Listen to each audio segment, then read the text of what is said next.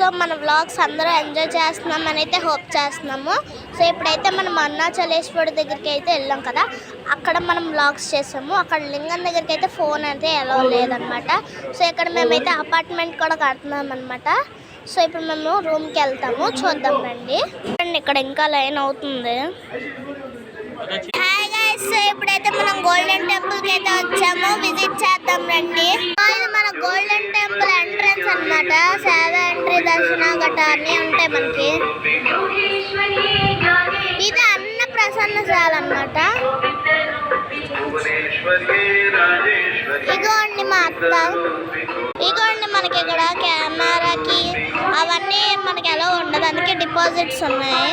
So guys అయితే ఇప్పుడు మనం డిపాజిట్స్ అయితే చూసాం కదా, మన ఎడిటర్, బ్యాక్గ్రౌండ్ సెట్టర్ అందరు ఏం చేస్తున్నారో చూద్దాం రండి.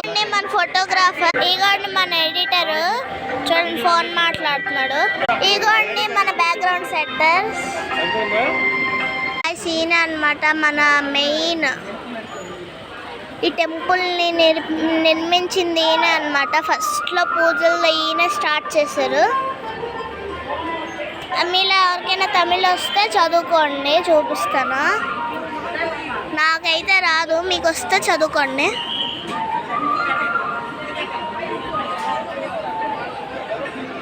ఇవన్నీ హ్యాండ్మేడ్ పెయింటింగ్స్ అన్నమాట.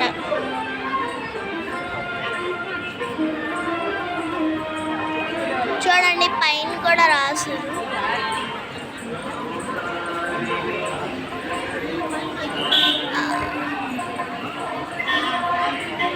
నాకు తమిళ రాదు కాబట్టి నేను మీకు ఫొటోస్ చూపించాను, మీకు వస్తే చదువుకోండి. నాకు ఒకవేళ వచ్చింటే మాత్రం చెప్తూనే. గాయ్స్ ఈవిడ అన్నమాట మన నంబరు.